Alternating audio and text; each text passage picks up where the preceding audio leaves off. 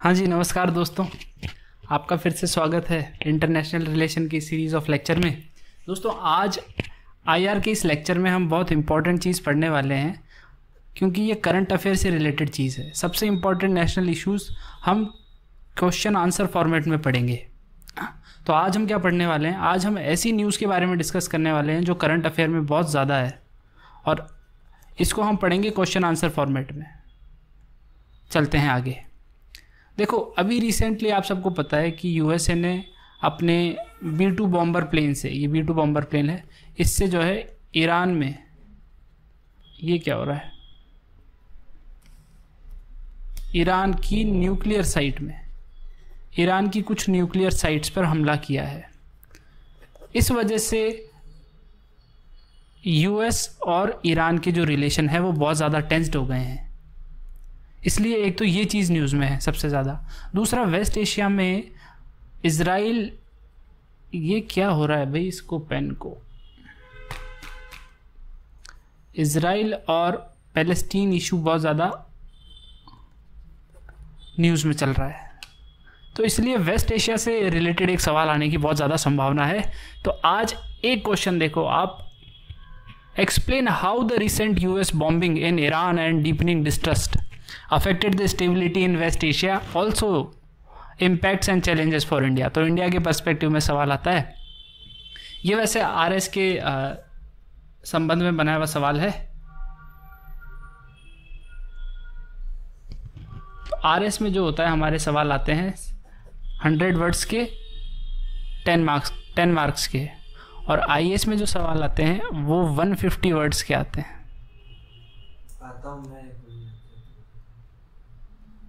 IAS में जो सवाल आते हैं वो 150 वर्ड्स के आते हैं। इसलिए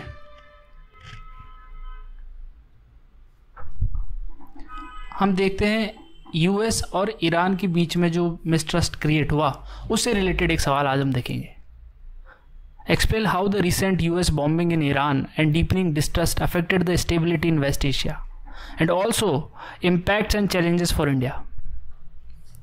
अब इसमें देखो, बिल्कुल आईबीसी पैटर्न फॉलो किया है, इंट्रोडक्शन, बॉडी और कंक्लूजन, आईबीसी पैटर्न फॉलो किया है ना। वैसे 10 मार्क्स के सवाल में आईबीसी पैटर्न ही फॉलो करना चाहिए। तो पहले 2-3 लाइन का इंट्रोडक्शन लिखेंगे, फिर अपने पॉइंट बाय पॉइंट बॉडी की पूरी डिमांड को फुलफिल करेंगे, और फिर 2-3 लाइन में लास्ट में कंक्लूड करके आगे बढ़ जाएंगे। कोशिश ये करनी है हमें कि अगर हम आरएस का एग्ज़ाम दे रहे हैं, आरएस के पेपर 3 में और पेपर 2 में ये इंपॉर्टेंट सेगमेंट हो जाता है, जियो पॉलिटिक्स और इंटरनेशनल पॉलिटिक्स। तो कोशिश हमें ये करनी है, कोशिश ये होनी चाहिए कि 9 मिनट के अंदर ये आंसर हो जाए पूरा, और 9 मिनट तो मैक्सिमम है। अपनी कोशिश होनी चाहिए कि 8 मिनट के अंदर, और 8 मिनट में कम से कम 1 मिनट तो हमें सवाल पढ़ने में लगेगा, और 1 मिनट पढ़ने के बाद कम से कम हम 2 मिनट तो इंट्रोडक्शन और कंक्लूजन को देंगे। बचे 5 मिनट में हमको पूरी बॉडी लिखनी है। अब सवाल फिर से पढ़ो। Explain how the recent US bombing in Iran and deepening distrust affected the stability in West Asia. West Asia की जो स्टेबिलिटी है उसको कैसे असर डाला है अभी रिसेंट जो यूएस ने बॉम्बिंग की है, कहाँ की है, ईरान में की है। अच्छा, कौन कौन सी साइट में की है? अब देखो इंट्रोडक्शन कितना अच्छा लिखा है। The recent bombings in Fordow, Natanz and Isfahan, ये 3 साइट्स है जहाँ पे बॉम्बिंग की गई है, फोर्दो, नतान्ज और Isfahan. Intensify already instable Middle East, पहले से जो मिडिल ईस्ट इनस्टेबल है, जैसे कि इजराइल पैलेस्टीन कॉन्फ्लिक्ट हो रहा था, द अरब स्प्रिंग हुई थी, और डिक्टेटोरियल रिजाइम्स आए थे, और सिविल वॉर्स जो वहाँ चल रहे थे, ये पहले से जो है मिडिल ईस्ट की प्रॉब्लम्स है। तो ऐसे पहले से इनस्टेबल मिडिल ईस्ट में अभी रिसेंटली यूएस ने बॉम्बिंग करी है, और वो इनस्टेबिलिटी और ज़्यादा बढ़ गई है। ये अच्छा सा इंट्रो हो गया। अब सवाल की मुख्य डिमांड पे आ जाओ। Impacts on the stability of West Asia. तो वेस्ट एशिया की स्टेबिलिटी पर क्या इम्पैक्ट पड़ा? सबसे पहला, अब जो बॉम्बिंग हुई है उसके बाद क्या असर होगा कि ईरान जो है अपना सपोर्ट बढ़ा देगा। Iran will increase it support to proxy grouping like Hezbollah and Houthi rebels. तो हूथी रिबेल्स और हिजबुल्ला कहाँ से ऑपरेट करते हैं? हूथी तो करते हैं यहाँ, ये यमन है अपना, ठीक है, ये मिडिल ईस्ट का मैप है, वेस्ट एशिया इसको कहते हैं। तो यहाँ से एक टेरर ग्रुप ऑपरेट करता है जिसको बोलते हैं हूथीस, ठीक है। और एक इधर लेबनान में, लेबनान कहाँ गया, ये रहा, कहाँ गया लेबनान, ये रहा, लेबनान में आपके ऑपरेट करते हैं टेरर ग्रुप जिनको बोलते हैं हिजबुल्ला, ये दोनों टेरर ग्रुप, इनको फंडिंग कौन करता है? इनको फंडिंग करता है ईरान। तो ईरान क्या करेगा? अब बदला लेने के लिए इन टेरर ग्रुप्स को और ज़्यादा फंडिंग करेगा और ज़्यादा सपोर्ट करेगा और कहेगा कि यूएस और उसके अलाइज जितने भी हैं इस ट्रेड रूट से गुजरते हैं, तो हुतीस इन पे आक्रमण करो, इन पे हमला करो, और वैसे ही यूएस के अलाइज इस एरिया में जितने भी है हिजबुल्लाह उनको ख़त्म करो। तो एक तो और ज़्यादा इंस्टेबिलिटी मिडिल ईस्ट में बढ़ जाएगी, पहली चीज़। दूसरा क्या होगा? Point number 2, retaliatory attacks by Iran in US basis, example in Qatar और ईरान, तो इराक। तो इराक और कतर में यूएस के जो बेसिस हैं, जो यूएस फोर्सेस के बेसिस बने हुए हैं, ईरान हो सकता है उनको टारगेट करे। ईरान ने किया भी है, कतर वाले को तो टारगेट कर लिया है ईरान ने। खैर वहाँ ज़्यादा लोगों की, ऐसे कह रहे हैं कि ज़्यादा लोग थे नहीं, खाली बेसिस थे वो, पर फिर भी एक इनस्टेबिलिटी तो बढ़ेगी। तीसरा, रिड्यूस टूरिज्म। ऐसे माहौल में जब बहुत ज़्यादा हमले हो रहे हों, जब लोग वहाँ हैं नहीं, ऐसे माहौल में जब यूएस और ईरान आपस में लड़ रहे हैं, कभी भी किसी भी वक्त मिसाइल गिर सकती है। कोई व्यक्ति है जो मिडिल ईस्ट में टूरिज्म के लिए जाएगा? कोई नहीं जाएगा। तो इसलिए दुबई जाने वाले लोग कम हो जाएंगे। मिडिल ईस्ट में क्या होगा? मिडिल ईस्ट में कम से कम अपना टूरिज्म बहुत कम हो जाएगा। इससे ओवरऑल जो पूरे एरिया की इकोनॉमी है उस पर नेगेटिव असर पड़ेगा। Point number 4, sea trade will be affected particularly in Red Sea and Persian Gulf. बिल्कुल, देखो ये है पर्शियन गल्फ, ये वाले एरिया को बोलते हैं पर्शियन गल्फ, गलत बोल गया, इसको बोलते हैं पर्शियन गल्फ, ठीक है। और रेड सी, ये रेड सी वाला एरिया है। अब यहाँ से जो ट्रेड आ रहा है वो बंद हो जाएगा, वो बिल्कुल रुक जाएगा। क्यों? क्योंकि यहाँ से जो यूएस के अलाइज जाएंगे उनको हूती रिबेल टारगेट करेंगे। और इसी वजह से आपने देखा होगा अभी जब इजराइल पैलेस्टीन कॉन्फ्लिक्ट चल रहा था तो बीच में हमारा ये, इसको क्या बोलते हैं, सुएज कैनाल जो है, यहाँ से बिल्कुल ट्रेड कम हो गया था। क्यों? क्योंकि हूती रिबेल यहाँ पे टारगेट कर रहे थे यूएस अलाइज को, इजराइल के अलाइज को। तो इसी तरह से अब हूती रिबेल यहाँ भी टारगेट करेंगे यूएस के अलाइज को, और इसलिए यहाँ क्या हो जाएगा? यहाँ से ट्रेड कम हो जाएगा। ट्रेड का असर पूरी दुनिया की इकोनॉमी पे पड़ेगा। सिमिलरली पर्शियन गल्फ, जहाँ से इंडिया भी बहुत ज़्यादा ऑयल इंपोर्ट करता है, उस पर भी बहुत ज़्यादा नेगेटिव असर पड़ेगा ना? अरे हाँ जी के ना जी, पड़ेगा ना।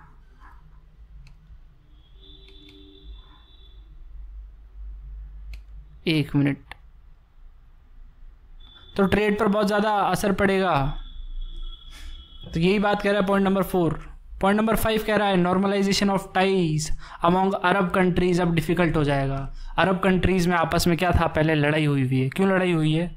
क्योंकि जब से इजराइल बना हुआ है तब से कई देश, अरब देश 2 टुकड़ों में टूट चुके हैं।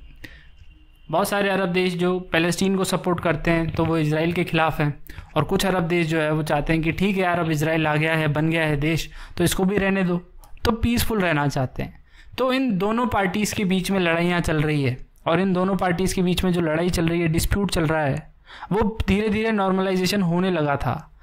अब्राहम अकॉर्ड साइन हुए थे, बहुत सारे देश जैसे सऊदी अरेबिया, यूएई, इन्होंने जो है इजराइल को रिकॉग्निशन दे दिया था। पर अब जो रिसेंटली एयर स्ट्राइक हुई है यूएस और ईरान के बीच में, और जो ये इजराइल पैलेस्टीन का कॉन्फ्लिक्ट बढ़ गया है, अब ये जो नॉर्मलाइजेशन ऑफ टाइज हो रहे थे, अब ये बहुत ज़्यादा काम मुश्किल हो जाएगा। ठीक है, अब्राहम अकॉर्ड क्या है? ये हमारे सवाल आया हुआ भी है, पहले 2 नंबर में आया हुआ है, एक बार आरएस में 2021 में आया हुआ है, मीन्स में। तो अब्राहम अकॉर्ड किस किस के बीच में? इजराइल, यूएसए और अरेबियन कंट्रीज जैसे यूएई, इनके बीच में होने वाला एक टाइज को नॉर्मलाइज करने वाला अकॉर्ड है, जिसमें यूएई, सऊदी अरेबिया, जॉर्डन, इन देशों ने इजराइल को रिकॉग्नाइज किया था कि हाँ ये भी एक देश है, और अपने देशों में इनके राजदूतों के लिए आवाज़ खोले थे, है ना। तो ये अरब अकॉर्ड। तो 5 तो पॉइंट ये समझ में आया कि भाई ये कमी, ये चीज़ें बिगड़ जाएगी, इनस्टेबिलिटी और ज़्यादा होगी। अब अगली चीज़ पूछी है इन्होंने कि इंडिया के पर्सपेक्टिव में बताओ कि क्या चैलेंजेस हो जाएंगे इंडिया के लिए। तो इंडिया के लिए सबसे बड़ा इम्पैक्ट तो क्या होगा? इंडिया के लिए सबसे बड़ा इम्पैक्ट होगा कि 8 से 9 मिलियन इंडियंस जो मिडिल ईस्ट में रहते हैं दोस्तों, तो इंडिया की जो लार्ज डायस्पोरा है वो रहती है यहाँ पे, कहाँ रहती है? मिडिल ईस्ट में।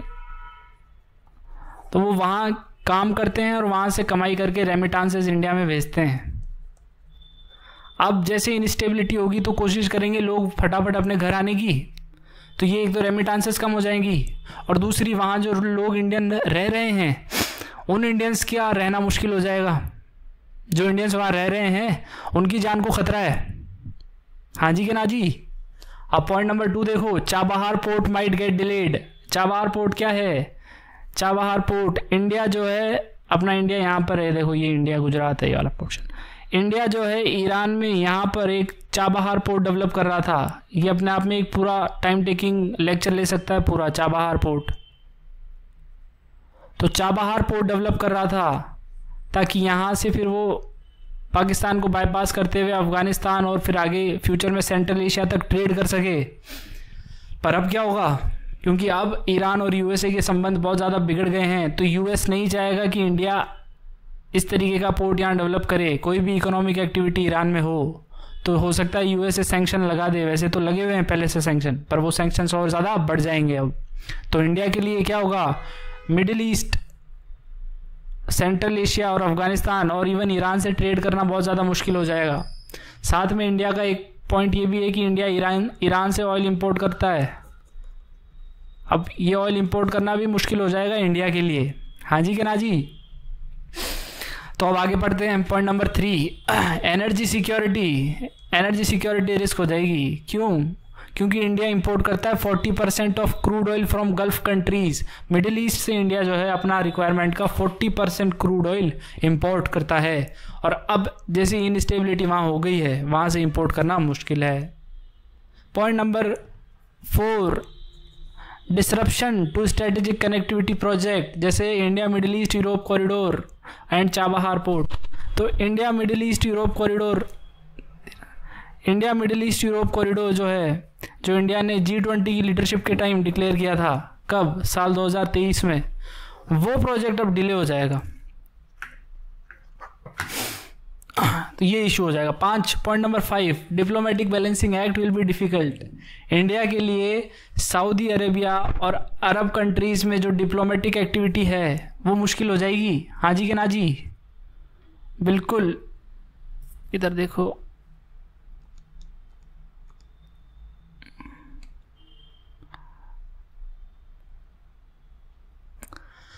तो इंडिया क्या करता था अभी तक? जो अरब कंट्रीज थे, यहाँ इंडिया ने एक फाइन बैलेंस बना रखा था। इंडिया की डिप्लोमेसी एक बहुत फाइन बैलेंस पे चल रही थी यहाँ पे। क्या था फाइन बैलेंस? फाइन बैलेंस ये था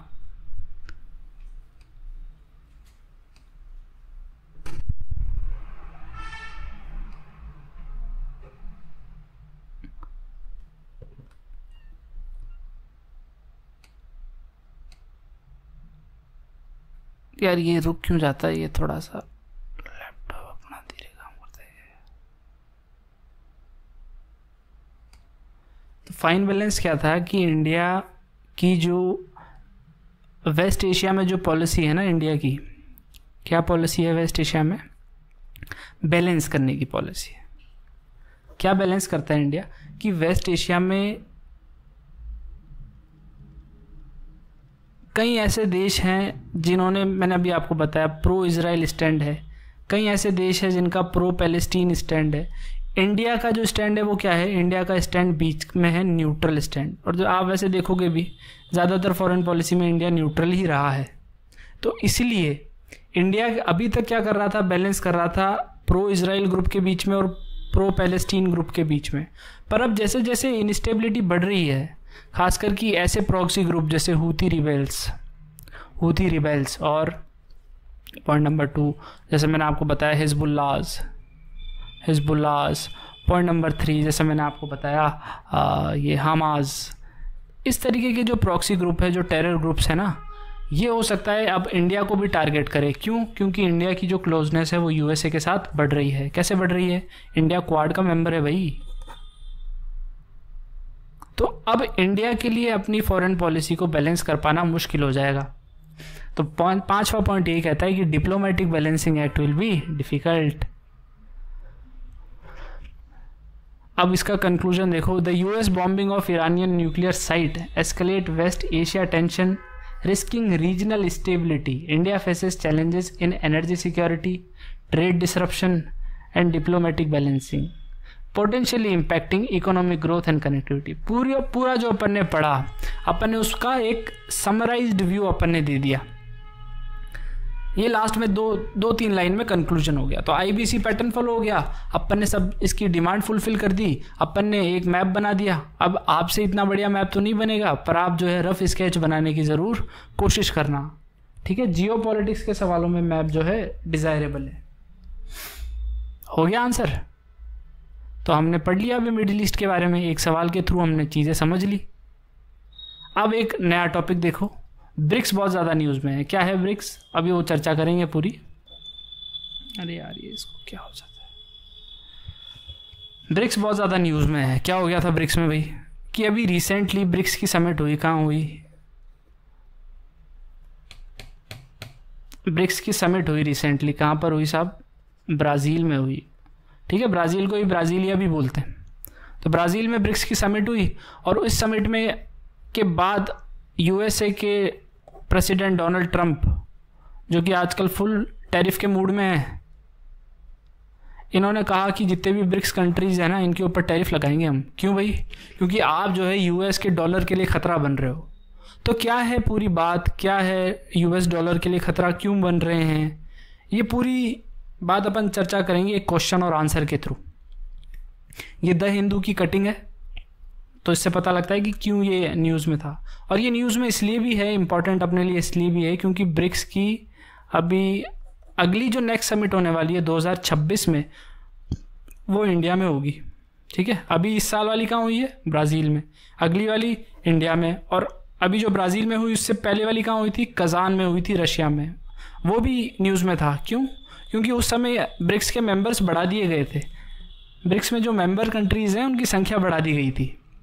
तो अब सवाल के जरिए अपन समझते हैं. Let us understand it through a question. Explain BRICS grouping, its importance to India and challenges. 100 words 10 marks.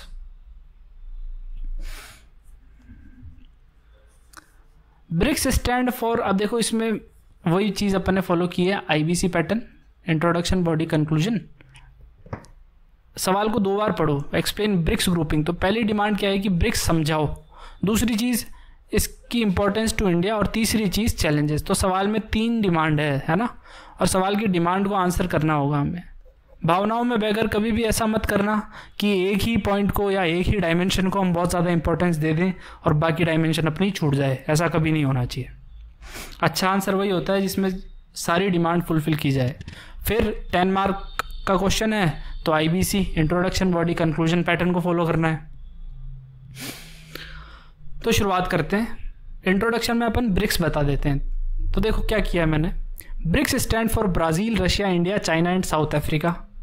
Formed in 2006 as a grouping of rising middle income countries. तो ये देश कैसे हैं, ये ऐसे देश है जो बहुत ज़्यादा गरीब भी नहीं है और डेवलप्ड कंट्रीज़ की तरह बहुत ज़्यादा अमीर भी नहीं है. ये मिडिल इनकम कंट्रीज़ है.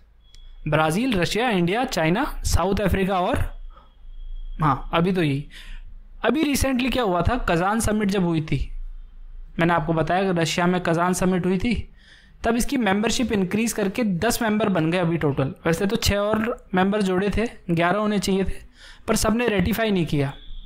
ठीक है, तो अभी करंटली इसकी मेंबरशिप 10 हो गई है. तो कजान समिट के बाद कुछ देशों ने और ब्रिक्स की सदस्यता ले ली है, ज्वाइन कर लिया है.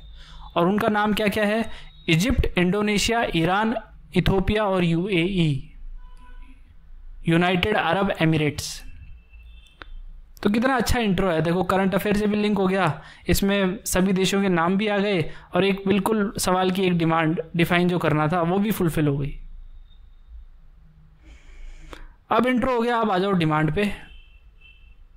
इंपॉर्टेंस बता दो. डिफाइन कर दिया, अब इंपॉर्टेंस बता दो. इंपॉर्टेंस क्या है भाई, इंडिया के लिए क्या इंपॉर्टेंस है सबसे ज़्यादा, सोचो, दिमाग लगाओ.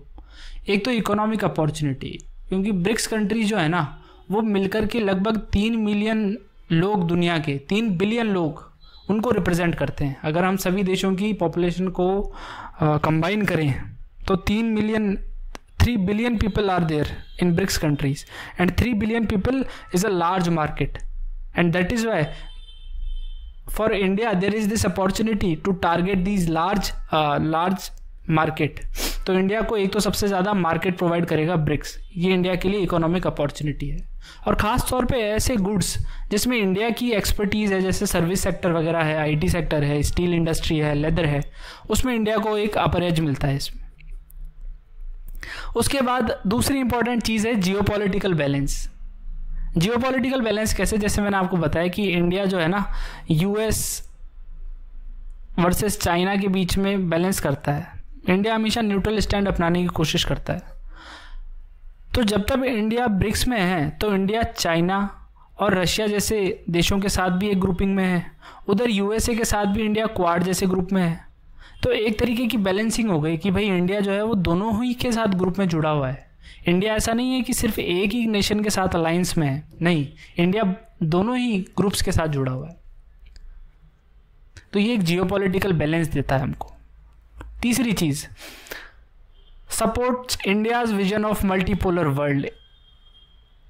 इंडिया का जो विजन है मल्टीपोलर वर्ल्ड का, उसको सपोर्ट करता है ब्रिक्स. अब इसमें एक पूरी डिबेट है मल्टीपोलर और यूनिपोलर, क्योंकि यूएसए कहता है कि जो विश्व है, दुनिया है, सिंपल बता देता हूँ आपको, यूएसए कहता है कि द वर्ल्ड इज यूनिपोलर. इस दुनिया में केवल एक ही है जो डोमिनेंट प्लेयर है और वो है यूएसए. तो यूएसए ही रूल्स बनाएगा और यूएसए ही उनको फॉलो करवाएगा कि एक ही पावर सेंटर है, वो है यूएसए. पर ब्रिक्स देश कहते हैं कि देश यूनिपोलर नहीं है, एक कोई सिंगल पोल नहीं है देश का. देश मल्टीपोलर है, दुनिया मल्टीपोलर है, दुनिया में कई सारे पोल्स हैं. तो ब्रिक्स कंट्रीज जैसे जो 5 इंपॉर्टेंट देश हैं, जो कि अब 10 हो गए, तो ये भी अपने आप में एक मिडिल इनकम कंट्रीज हैं, ये भी छोटे छोटे पोल हैं. इनका भी दुनिया के रूल्स एंड रेगुलेशन में कुछ सेइंग है, इनकी भी दुनिया के रूल्स एंड रेगुलेशन में फॉलो कराने में कुछ ना कुछ इंपॉर्टेंट रोल है. तो केवल यूएसए ही अकेला दुनिया का बादशाह नहीं है, we are also equally important. तो ये है India vision of multipolar world. फिर है fourth point, India's leadership in Global South. Global South की लीडरशिप के लिए ब्रिक्स इंपॉर्टेंट है. ग्लोबल साउथ कहते हैं थर्ड वर्ल्ड कंट्रीज या ऐसे कंट्री जो पहले पास्ट में कॉलोनीज रहे हुए हैं, गुलाम रहे हुए हैं डेवलप्ड देशों का. तो ऐसे देश जो पहले किसी के गुलाम रहे हुए हैं, इनको कहते हैं पोस्ट कॉलोनियल सोसाइटी या थर्ड वर्ल्ड कंट्रीज या ग्लोबल साउथ. इन देशों में एक सबसे इम्पॉर्टेंट चीज़ है कि गरीबी बहुत ज़्यादा है, इंक्लूडिंग इंडिया, चाइना, इंक्लूडिंग आपके इंडोनेशिया या अफ्रीका के सारे देश देखो तो वहाँ गरीबी बहुत ज़्यादा है. इंडिया की एक बहुत अच्छी इमेज बनी हुई है कि इंडिया जब भी बात करता है, क्योंकि इंडिया खुद एक पोस्ट कॉलोनियल सोसाइटी रहा हुआ है, इंडिया खुद एक लो इनकम कंट्री रहा हुआ है, तो ऐसे देशों का वो समर्थन करता है, ऐसे देशों की आवाज़ को वो उठाता है इंटरनेशनल प्लेटफॉर्म पे. तो ब्रिक्स के ज़रिए इंडिया जो थर्ड वर्ल्ड कंट्रीज़ है या जो ग्लोबल साउथ है उनकी आवाज़ उठाता है. तो ये इम्पोर्टेंस है. तो एक इंडिया को लीडरशिप का रोल मिलता है. और सबसे इम्पॉर्टेंट चीज़, de dollarisation of intra BRICS trade. ये सबसे इम्पॉर्टेंट है. डी डॉलराइजेशन का मतलब सिंपली समझो कि दुनिया भर में जो ट्रेड होता है वो किस में होता है भाई, डॉलर में होता है. आज अगर आपको लेट से रशिया से ऑयल खरीदना है, आप डॉलर में खरीदोगे, बदले में रशिया आपको अगर कुछ खरीदना चाहता है आपसे तो वो भी आपसे डॉलर में खरीदेगा. क्यों? क्योंकि डॉलर एक बहुत पावरफुल करेंसी है. अभी कजान समिट के दौरान यानी 16 समिट में कजान में ब्रिक्स कंट्रीज़ ने डिसाइड किया कि हमारा जो आपस में जो ब्रिक्स देशों में ट्रेड होगा वो हम डॉलर में नहीं करेंगे, वो हम अपनी ही करेंसी में करेंगे, ताकि डॉलर पे हमारी डिपेंडेंस कम हो जाए. इससे क्या हुआ, इससे मान लो कोई शॉक लगते हैं या कभी डॉलर में जो है बहुत ज़्यादा डॉलर के प्राइस बढ़ जाते हैं, उस वजह से हमारा इंटरनल ट्रेड अफेक्ट नहीं होगा. इसलिए डी डॉलराइजेशन ऑफ ट्रेड करने की बात कही थी कजान समिट में. और इसी से ट्रंप जो है, यूएसए जो नाराज़ हो रखा है, और रिसेंटली ट्रंप साहब ने इसी से नाराज़ होकर के हमारे ऊपर ब्रिक्स देशों के ऊपर बहुत ज़्यादा टैरिफ लगा दिए हैं. अब आगे देखो दोस्तों, सवाल का तीसरा पॉइंट, तीसरी डिमांड है कि चैलेंजेस क्या क्या है. तो मैंने आपको एक चैलेंज बताई है कि यूएस जो है वो टैरिफ लगाना चाहता है ब्रिक्स मेंबर्स के ऊपर. दूसरा कि ब्रिक्स में कई ऐसे देश हैं जैसे चाइना है, रशिया है, जिनके साथ इंडिया को कुछ इश्यूज है, और खासकर कि चाइना के साथ इंडिया को स्पेशली इश्यूज हैं। जैसे गलवान इशू है, गलवान में हमारे जवानों के ऊपर हमला कर दिया था चाइना ने। चाइना जो पाकिस्तान को सपोर्ट करता है, और चाइना से इंडिया के वैसे ही बॉर्डर डिस्प्यूट्स हैं, तो इसलिए एक कोलैबोरेशन कमजोर हो जाता है कि दोस्ती तो है पर दोस्ती में फूट पड़ी हुई है। It is like that. Third thing, it is against the wishes of India's western allies like USA. India के जो वेस्टर्न अलाइज हैं जैसे यूएसए, वो नहीं चाहते कि इंडिया मेंबर बने किसका, ब्रिक्स का। ऑफ कोर्स वो क्यों चाहेंगे, पर इंडिया अपना नेशनल इंटरेस्ट देखेगा ना आगे। फिर point number 4, China dominated grouping. इस ग्रुपिंग में जो सबसे ज़्यादा डोमिनेंट प्लेयर है ना, वो चाइना है। इस ग्रुप की जो 70% जीडीपी है वो चाइना ही रिप्रेजेंट करता है, और इसी वजह से जब हम ब्रिक्स ज्वाइन करते हैं, हम टैसिटली ये एक्सेप्ट करते हैं कि चाइना इज़ अ सोवरेन, या हम ये एक्सेप्ट करते हैं कि चाइना इज़ द बॉस। तो ये भी एक हमारे लिए चैलेंज है कि चाइना को काउंटर करना इस ग्रुपिंग में रह करके एक अपने आप में एक कॉन्ट्रोवर्शियल और अपने आप में एक चैलेंजिंग चीज़ हो जाती है। अब देखो, तीनों डिमांड पूरी हो गई। अब लास्ट में 2-3 लाइन का कंक्लूजन देखो, बहुत अच्छा मैंने बनाया। BRICS is vital for India to amplify its global voice and foster economic ties. ठीक है? However, it faces several challenges with recent imposition of tariff. However, with the expansion of grouping की भी बात आ गई, expansion of grouping, there seems hope of greater role in world politics. ठीक है, अब इसमें देखो 3 चीज़ें आ गई, global voice, economic ties, tariff की भी बात आ गई, और एक्सपेंशन जो ग्रुपिंग का हुआ रिसेंटली उसकी भी बात आ गई। तो इसमें एक तो क्या हो गया, पूरा आंसर जो है समराइज हो गया, और आंसर में अलग अलग डायमेंशन आ गए, और लास्ट में देखो एक पॉजिटिव नोट पे अपन ने एंड कर दिया। आंसर को पॉजिटिव नोट पर ही कंक्लूड करना चाहिए, तो अपन ने आंसर को पॉजिटिव नोट पर कंक्लूड भी कर दिया। क्या लिखा है लास्ट की line, however with the expansion of grouping there seems hope of greater role in world politics. ठीक है, अब आगे देखते हैं। एक सवाल आप खुद से करेंगे, ये RS 2025 का मेंस का सवाल है। ये डायनामिक पार्ट नहीं है, ये स्टैटिक पोर्शन का सवाल है ना। एक करंट अफेयर से जुड़ा हुआ नहीं है। अगर आपने बेसिक चीज़ें पढ़ी है, अंडरस्टैंडिंग है आपको IR की, तो आप कर पाएंगे इसको। सवाल क्या है, while the ministry of external affairs led by its minister is institutional anchor in making of India's foreign policy, various prime ministers have assumed dominant role in the process। यानी कि भाई एक्सटर्नल अफेयर मिनिस्ट्री जो है वो एक anchor है हमारी foreign policy का, पर फिर भी हमारे कुछ प्रधानमंत्री ऐसे हैं जिन्होंने इसको पर्सनली शेप किया है। किसको, हमारी फॉरेन पॉलिसी को। In the light of this statement, discuss the instances where prime ministers have personally shaped the foreign policy of India। इस स्टेटमेंट की लाइट में आप डिस्कस करो ऐसे इंस्टांसेस जहां प्राइम मिनिस्टर ने खुद ने पर्सनली इंडिया की फॉरेन पॉलिसी को शेप किया हो। तो ये तो मैं जब अपनी कॉपी में आंसर लिख रहा था, मैंने अब की बार जब मेंस दिया था, तब ये सवाल आया, और मेरे लिए एक वही IBC पैटर्न अपन ने फॉलो किया। इंट्रोडक्शन में मैंने बता दिया, ये वैसे करना आपको खुद को है, मैं आपको सिर्फ एक गाइडलाइन दे रहा हूँ। मैंने सबसे इंट्रोडक्शन में सबसे पहले बता दिया कि इंडिया की जो फॉरेन पॉलिसी है उसके बेसिक एलिमेंट क्या है, कि हम पीसफुल रहना चाहते हैं, है ना। हम बात करते हैं वसुदेव कुटुंबकम की, और मैंने जनरल बातें लिख दी कि इंडिया की पीसफुल फॉरेन पॉलिसी है, ग्लोबल साउथ की आवाज़ है, और इंडिया की जो foreign policy it represent a continuity and a change. Continuity भी है इसमें, और there is also element of change. ये बात मैंने इंट्रोडक्शन में बता दी। इसके बाद सवाल की मेन डिमांड पे आया मैं, जो पूछ रहा है कि अलग अलग प्राइम मिनिस्टर ने कैसे शेप किया। तो मैंने बिल्कुल नंबरिंग स्टार्ट कर दी। कैसे, कि जैसे हमारे पहले प्राइम मिनिस्टर जवाहरलाल नेहरू, उन्होंने क्या किया भाई फॉरेन पॉलिसी में। तो जवाहरलाल नेहरू जो है नॉन अलाइनमेंट मूवमेंट की पॉलिसी लेके आए थे। जवाहरलाल नेहरू जी जो है वो पंचशील एग्रीमेंट करते हैं चाइना के साथ,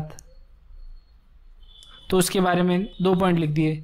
फिर दूसरा, लाल बहादुर शास्त्री ऐसा सच कोई खासा ज़्यादा इम्पोर्टेंट किया नहीं इन्होंने। फिर इंदिरा गांधी जी ने इम्पोर्टेंट काम किया, तो मैंने ऐसे लिखा इंदिरा गांधी, और सबको मैंने हाईलाइट करके बॉक्स में डाल दिया। इंदिरा गांधी ने क्या किया, इंदिरा गांधी जी ने जो है मिशन शक्ति को सपोर्ट किया। उसके बाद इंडिया न्यूक्लियर वेपन बन गया, कब, 1998 में न्यूक्लियर वेपन स्टेट बन गया इंडिया। और इंदिरा गांधी जी ने क्या किया, पॉइंट नंबर 2, इंदिरा गांधी जी ने आपका ये 1971 बांग्लादेश को लिबरेशन करवाने में, बांग्लादेश लिबरेशन वॉर में अच्छा काम किया हैं। अटल बिहारी वाजपेयी ने उसके बाद पूरे पार्लियामेंट में इंदिरा गांधी जी को जो है शेरनी कहा था। तो ये इन दोनों ने इम्पोर्टेंट काम किए। फिर और क्या किया हमारे इम्पोर्टेंट पीएम ने, तो पीएम हमारे राजीव गांधी साहब बने। उनके बाद राजीव गांधी जी ने क्या किया था, राजीव गांधी जी ने एक थोड़ी सी मिस्टेक कर दी थी। IPKF Indian peace keeping forces भेज दी थी श्रीलंका में, है ना। वहाँ जो टेरर ग्रुप था LTTE liberation tiger of Tamil, उनसे लड़ने के लिए एक फोर्सेस भेज दी थी, जो कि ज़्यादा मतलब इंडिया के लिए प्रॉफिटेबल रहा नहीं। इंडिया के काफ़ी सैनिकों ने अपनी जान गंवाई, एक नेगेटिव पॉइंट ही रहा ये। फिर बात करते हैं, इसके बाद इम्पोर्टेंट कोलिशन की गवर्नमेंट चालू हो जाती है। इसमें इम्पोर्टेंट रोल किसका रहा, आपके PV नरसिम्हा राव का। तो PV नरसिम्हा राव ने क्या काम किया था, इन्होंने स्पेशल डॉक्ट्रिन दी थी लुक ईस्ट। तो इंडिया के जो ईस्टर्न नेबर कंट्रीज़ हैं उनमें हम यूनिलेटरल ग्रांट्स देंगे, उनको सपोर्ट करेंगे, उनका कॉन्फिडेंस बिल्डिंग करेंगे। क्यों करेंगे, ताकि ज़रूरत पड़ने पर वो भारत का साथ दें, चाइना का साथ नहीं दें, US का साथ नहीं दें, पर भारत का साथ ज़रूर दें। उसके बाद अपने प्राइम मिनिस्टर आए इंद्र कुमार गुजराल, उन्होंने अपनी नाम से स्पेशल, ये क्या हो गया,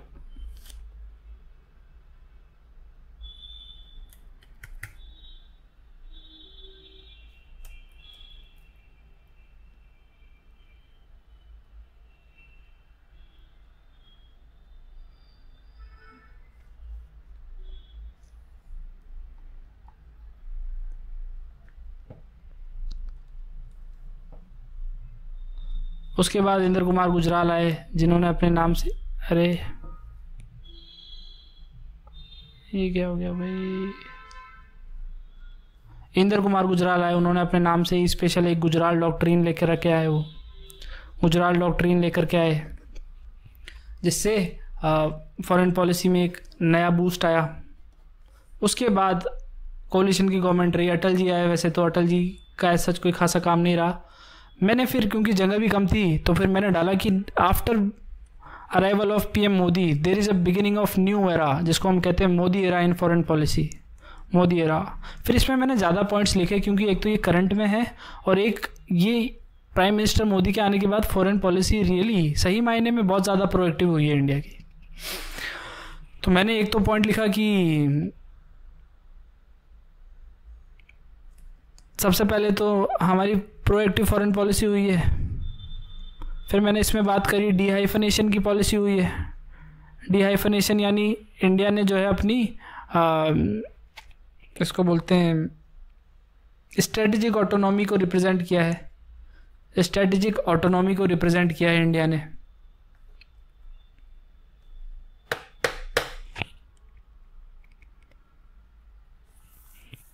उसके बाद टेररिज्म पे मैंने एक अच्छा पॉइंट लिखा था कि जो प्राइम मिनिस्टर मोदी के आने के बाद ज़ीरो टॉलरेंस टू टेररिज्म की बात हुई है। टेररिज्म की बात हुई है। फिर मैंने इसमें एक एग्जांपल भी डाल दिया वहीं पे, एग्जांपल ऑपरेशन सिंदूर। फिर लास्ट में मैंने एक अच्छा कंक्लूजन लिखा कि मैंने कहा कि राइट कंक्लूजन लिखा कि even from the time of Kautilya के टाइम से या इवन ड्यूरिंग मौर्यन पीरियड हमारी फॉरेन पॉलिसी इंडिया की जो है वो काफ़ी प्रोएक्टिव रही है, और it has always represented an idea of continuity and change. और इसमें इस तरीके से मैंने इसको लास्ट में कंक्लूड कर दिया बैलेंस करके। तो सवाल की डिमांड भी पूरी हो गई। देखो क्या पूछा था, अलग अलग प्राइम मिनिस्टर ने कैसे शेप किया है, और बढ़िया एक आंसर हो गया। और ये सब काम करना है हमको 8 मिनट के अंदर। तो आप प्रैक्टिस करेंगे तो बिल्कुल आप कर लेंगे। ये आंसर सारे सब्जेक्टिव ओपिनियन है, यानी कि ये मेरा पर्सनल ओपिनियन है। आपकी खुद की राइटिंग कंटेंट अलग भी हो सकता है, पर मैंने आपको मोटा मोटा ये डायमेंशन सिखाने की कोशिश की है कि आपको किस तरीके से आंसर लिखना है। आपको मोटा मोटा ये समझ में आना चाहिए कि इंट्रोडक्शन, बॉडी, कंक्लूजन इस तरीके से लिखना है, IBC पैटर्न फॉलो करना है, पॉइंट में आंसर लिखना है। मेरा आंसर सिर्फ एक रेफरेंस आंसर है, वो कोई परम ज्ञान नहीं है। आपका ही आंसर जो है वो लास्ट में आप खुद के ज्ञान से ही लिखोगे, वही सबसे अच्छा आंसर होगा। पर मेरा आंसर सिर्फ एक रफ आइडिया है जो आपको ये सिखाना चाह रहा है कि किस तरीके से मेंस के आंसर्स लिखे जाते हैं। ठीक है दोस्तों, जल्दी मिलते हैं एक नए वीडियो लेक्चर में। बहुत बहुत धन्यवाद।